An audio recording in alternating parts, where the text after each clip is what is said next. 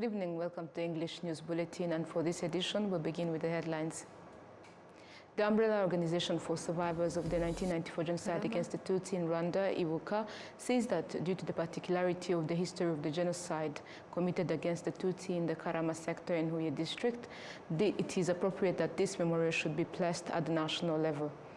Some participants of the multilateral initiative on malaria conference that is taking place in Kigali acknowledge that the progress has been made in terms of drug and vaccine production as a crucial step towards eradicating the disease entirely.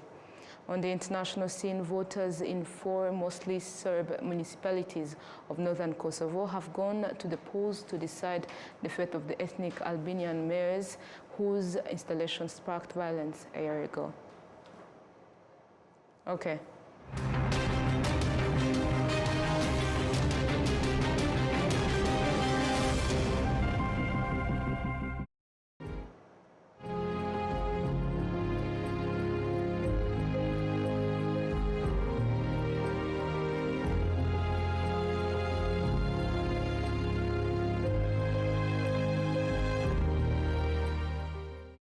It is always a pleasure to have your company tonight. My name is Olive Nete. Now to the news in details. The umbrella organization for survivors of the 1994 genocide against the Tutsi in Rwanda, Ibuka, says that due to the particularity of the history of the genocide committed against the Tutsi in the Karama sector, Huye district, it is appropriate that this memorial should be placed at the national level and that the University of Rwanda should use it for research activities. We have details. Karama, a sector located in the Huye district, is surrounded by hills. Foib Kaitesi, a native of this area, recounts that when the genocide started, she was in Nyaruguru district. On April 14th, while visiting a family, she was forcibly taken to Kibeho with them, where they were intended to be executed. Despite this, Foib miraculously survived. Ise abyumva cyane aravuga ati noneho rero Kayitesi wa mwana we. The man spoke loudly. Dear Kaitesi, I've been hiding you and I truly did my best. The relatives of your mother were all killed and those of your father who fled to Karama were also killed. Where will you go? Then he suggested, let me kill you and my sons and I will bury you so that you won't be killed by others and left to be eaten by dogs. After hearing this, I said to them, you did well to hide me, but I'm not ready to die. At least let me go. They eventually agreed and I left by 7 p.m. in the evening. Barandika ndagenda nahavuye ari saa moya z'ijoro. Kaitesi returned to her home in Karama, hoping to reunite with her family. To her devastation, she discovered that they had been brutally murdered. She endured further persecution and torture until she was eventually thrown into a pit. Fortunately, she was rescued from this. Subsequently, she sought refuge with the individuals who provided her shelter until she was able to return to the area after it was liberated by the Inkotanyi soldiers. Kanyankore aravuga ati rero mwabantu mwe igihe cy'abatutsi cyararangiye. Kanyankore addressed the people, declaring, dear people, the time of Tutsi has come to an end. I don't understand why you still show mercy towards them. I command you to kill her immediately. They said, we won't kill you while you are wearing that dress. Remove it because our children also need it. I complied and gave it to them. Afterward, they beat me almost to death. Bakubita nyine ka gafuni. Kaitesi, now married with 4 children, has established herself as an entrepreneur. According to Antoine Mugesera, Rwanda has long grappled with divisionism, exacerbated by the regimes of Kayibanda and Habyarimana. He emphasized the importance of educating youth about the severity and consequences of the genocide ideology to prevent its recurrence. Kuko turashaka gufasha abana n'urubyiruko ruzaza uruhare rw'abakoloni n'uruhe. We aim to educate our children and youth about the role of colonialism in our history. Colonialists exhibited divisionism among us, falsely accusing that Hutu, Tutsi, and Twa are distinct races. This notion of race is wrong. Our ancestors did not perceive themselves in such terms. They recognized themselves as part of one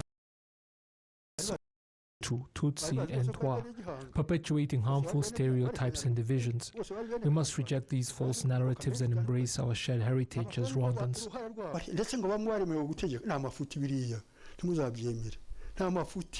As the genocide started across the country on April 7, 1994, areas within Butare Prefecture initially remained relatively unaffected, thanks in part to the actions of their prefect, Jean-Baptiste Habyarimana.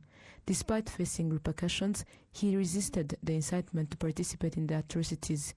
However, by April 20, the violence reached Karama, leading to the targeted killing of Tutsi residents. The Burgomestre of Runyinya municipality, Hategekimana Deogracias, is implicated in the killings of Tutsi who fled there to seek refuge in Karama. Dr. Philbert Gakwenzire, president of the Umbrella Organization for Survivors of the 1994 Genocide against the Tutsi, underscores the significance of the atrocities in Karama. He advocates for the inclusion of a memorial in this area among the national memorials to honor the victims and preserve their memory. The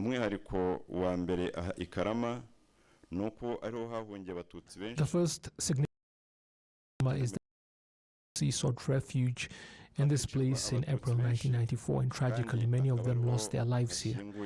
Additionally, the majority of Tutsi who died during that time are buried here. It is for these reasons that such a historical site should be preserved, as desired by the survivors of the genocide against the Tutsi who reside in Karama, as articulated by Honorable Mugesera, and as acknowledged by Ibuka. This memorial should rightfully be recognized and elevated to the national level. The President of the Senate, Dr. Francis-Xavier Kalinda, emphasizes that effective leadership plays a crucial role in fostering national development and safeguarding against divisions within the population.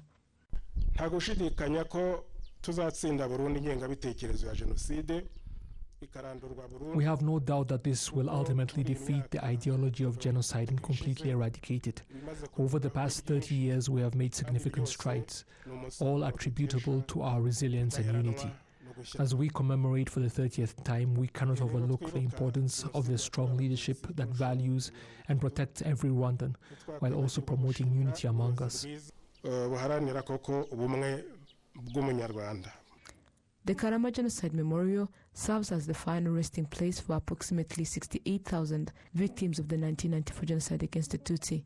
These individuals sought refuge in this area from Runyinya commune and other communes in Butare and Gikongoro prefectures. Recently, an additional 5 bodies were discovered, prompting survivors to appeal for information regarding any remaining victims yet to be found. Their aim is to ensure that all those who died are properly honored and laid to rest. In Nyamagabe district, the survivors of the genocide against the Tutsi are commended for their ongoing resilience in rebuilding their lives amidst the tragic history that saw over 1,500 families completely wiped out in this district. April 21st marks the solemn day of the massacre at Murambi, where more than 50,000 Tutsi were brutally murdered. We have details. Mariam Dushimimana, a survivor of the genocide, was living with her family in Zega, Nyamagabe, when the genocide started. She's among the few who managed to survive the horrors of Murambi on April 21, 1994, escaping the killings along the thousands of other Tutsi who sought refuge there. The gendarme attempted to rape us, but by the grace of God, we were rescued. Following the terrifying incident, our brothers tried to protect us. Additionally, as women, we took precautionary measures to safeguard each other. In our desperation, we declared that rather than endure rape, we would prefer death, knowing full well that they would likely kill us regardless. Thankfully, we survived to see another day. The following morning, we woke up to a horrifying scene, surrounded by blood. In a conversation with one of my cousins, I learned that among the dead people in that room were our own family members, which means that we were lying in the blood of our loved ones.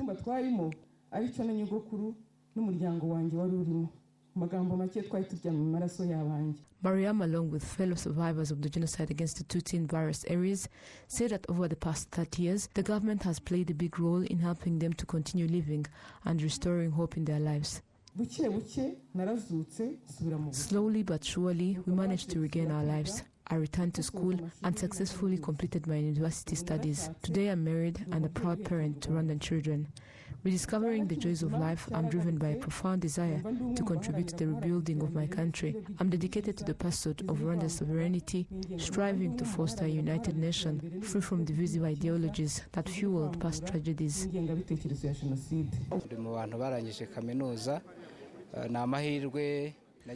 I managed to conclude my university studies, and I wouldn't have achieved that without the help of the government. I am truly grateful for that.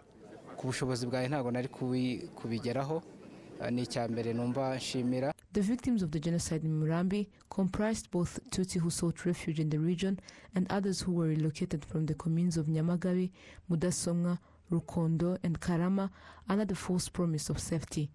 Dr. Bizimana Jean Damascene, the Minister of Rwandan Unity and Civic Engagement, highlights that due to the severity of the genocide in Nyamagabe, dating even before 1994, this region ranks as the second most affected in the country, following Karongi, with a significant number of families completely wiped out.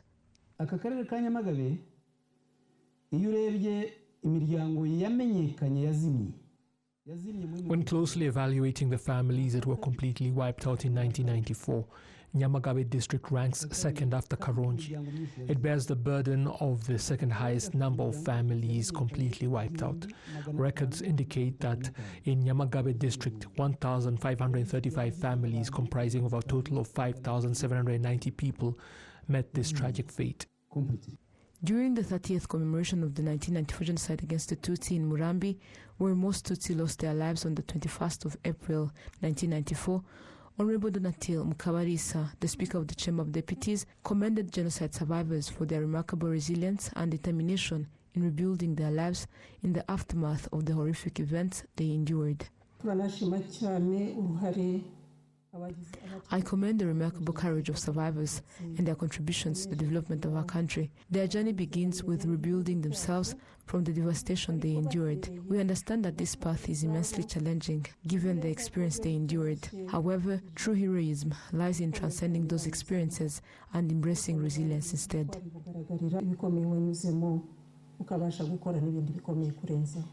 The Murambi Memorial Site is the final resting place for over 50,000 victims of the 1994 genocide against the Tutsi. During the 30th commemoration, an additional 162 bodies were buried there, with 158 of them transferred from the Kamegeri Memorial. This consolidation of memorials aims to unite them with 4 others located in the Kamegeri sector. Notably, the Murambi Memorial is one of the 4 genocide memorials in Rwanda designated in the UNESCO World Heritage.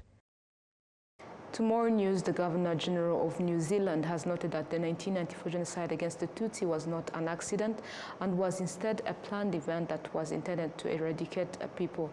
The Governor made the observation during a commemoration event on Saturday in Auckland that saw the participation of up to 200 people that included former and current government officials, members of the diplomatic corps in that country, and friends of Rwanda. The event was organized by Rwandans living in New Zealand, took place at the Hyundai Marine Sports Center. In her remarks, Cindy Cairo, who spoke on behalf of King Charles III, observed that the genocide against the Tutsi was one of the darkest periods in all of human history and condemned the international community for watching as the atrocities took place. As we join in commemoration today, we recall that the genocide against the Tutsi was not an accident. It was a deliberate, methodical effort to erase a group of people and to bring suffering, not just in those moments of cruel and violent action, but also for generations into the future. We also recognize today that the genocide was a moment in our shared history where the world looked on at the events unfolding in Rwanda and did not act. The governor also commended the courage of Rwandans in rebuilding their country and expressed satisfaction over the bilateral relations that exist between Rwanda and New Zealand. I'm proud that the bond of friendship between New Zealand and Rwanda continues to be strengthened, particularly through your membership of the Commonwealth of Nations. As Governor-General, on behalf of all New Zealanders, I extend my very deepest sympathies to Rwandans here and across the country, and also around the world. And know, please, that we join with you today in our deepest sorrow in remembrance and also resolve to stop this in the future. The good bilateral relations were also reiterated by New Zealand's Minister of Commerce and Consumer Affairs, who attended the ceremony on behalf of that country's Deputy Prime Minister, who is also the Minister of Foreign Affairs. The minister went on to commend Rwandans, especially genocide survivors, for the way they have managed to overcome the effects of the genocide against the Tutsi and build up one of the fastest developing economies in Africa.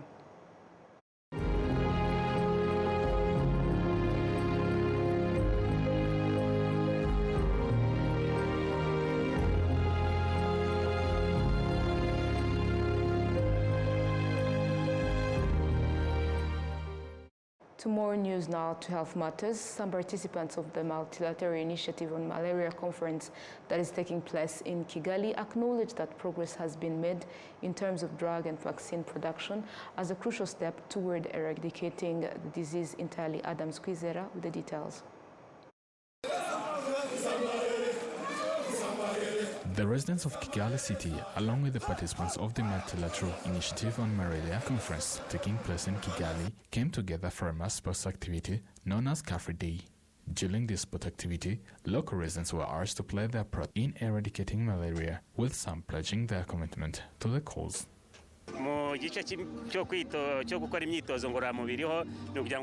Together for this mobilization on malaria, but these efforts are also extended to our homes. This includes sleeping under the mosquito nets, clearing bushes, and eliminating stagnant water where northwest mosquito can breed. Some of the participants of this multilateral initiative on malaria conference that is taking place in Kigali acknowledge that progress has been made in terms of drug and vaccine production as a crucial step forward in eradicating the disease entirely.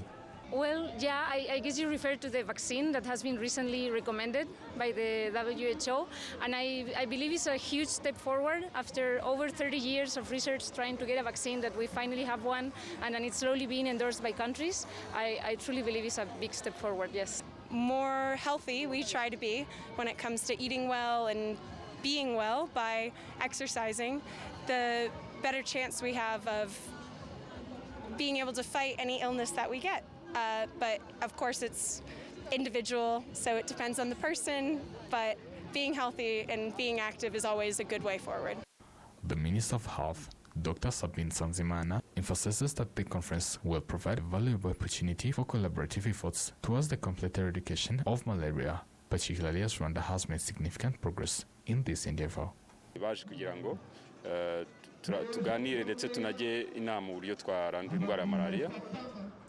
They came for this dialogue to brainstorm on how we can eradicate malaria. So far, there is a point Rwanda has reached in eradicating malaria to the extent of that there have been a significant reduction for our population who are infected by malaria, because the number has reached to between 500 to 600,000. Since in the last 5 years, we used to have people between 5 to 6 million with malaria. It's a great progress to that before those were killed by malaria annually were 500, and now it's almost 50 to 40 people per year. The Multilateral Initiative on Malaria is a conference used to bring together leading researchers, policymakers, and innovators to deliberate on the status of malaria in Africa, share research findings, and discuss the challenges and efforts of controlling malaria on the continent. It is expected to start from 21st to 27th April this year. Adams Kwizera, RTV News.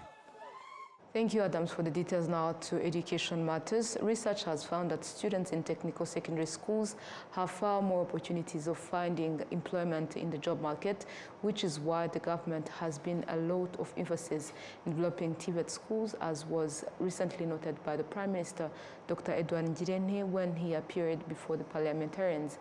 Technical secondary schools, or TSS, provide 40 different combinations of subjects focusing on 10 different aspects of the country's economy in regard to the demands of the job market, with the objective being to produce the most qualified and capable workers of the future. 392 of country's sectors currently have at least one TSS, while an additional 24 will open their doors fully equipped during the next academic year.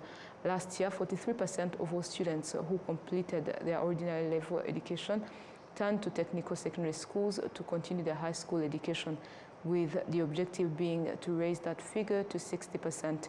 During the 2022-2023 academic year, TSS had 87,264 students, up from 69,976 in 2017, an increase of 28%.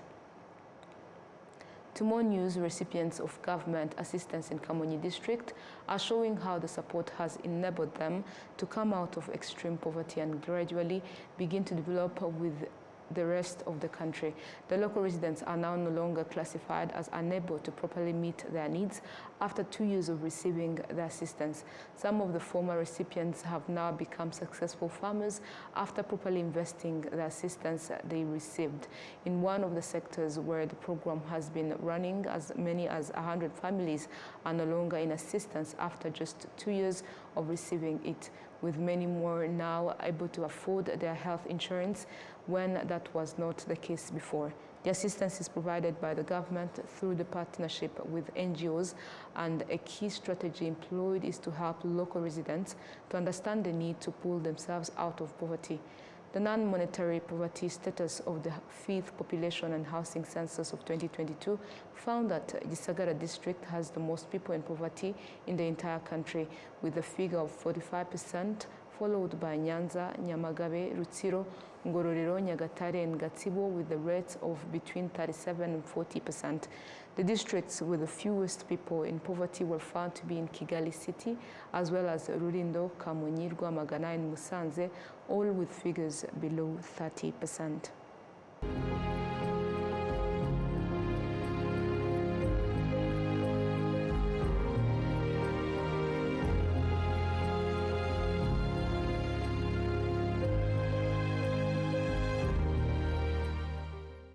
Back to stories related to commemoration activities. Rwandans residing in Egypt, alongside several high-ranking officials from the Egyptian government, convened on Saturday in Cairo to pay tribute to victims of the 1994 genocide against the Tutsi and to urge the international community to be vigilant against such atrocities and ensure they are either prevented or stopped from ever happening again. Among the attendees were distinguished military officers from the Egyptian army, ambassadors, attachés, and representatives from various multilateral organizations. The event was graced by the presence of the Deputy Assistant Minister for the 9 Basin countries, who noted that the 1994 genocide against the Tutsi stirs griefs and yet also instills hope that such a tragedy can be prevented through the collective learning from past mistakes. Rwanda's ambassador to Egypt, His Excellency Dan Munyuza, recounted Rwanda's history, the heroic efforts to halt the genocide, and the strides made in its aftermath. Despite significant progress, challenges persist, including the presence of the FDLR terrorist group in the DRC, comprised of the perpetrators of the 1994 genocide against the Tutsi. The ambassador therefore made a call regarding ongoing atrocities in the eastern DRC perpetrated by groups like the FDLR, and urged the international community to address the plight of victims of ethnic cleansing perpetrated by the Kinshasa government and its militia allies. And this story brings us to tonight's end of the bulletin, but before we leave, a quick reminder of our top stories. The umbrella organization of survivors of the 1994 genocide against the Tutsi in Rwanda, Ibuka, says that due to the particularity of the history of the genocide committed against the Tutsi in Karama sector in Huye district, that it is appropriate that this memorial should be placed at the national level. Some participants of the multilateral initiative on malaria conference that is taking place in Kigali acknowledge that progress has been made in terms of drug and vaccine production as a crucial step towards eradicating the disease entirely. On the international scene, voters in the 4 mostly Serb municipalities of northern Kosovo have gone to the polls to decide the fate of ethnic Albanian mayors whose installation sparked violence a year ago.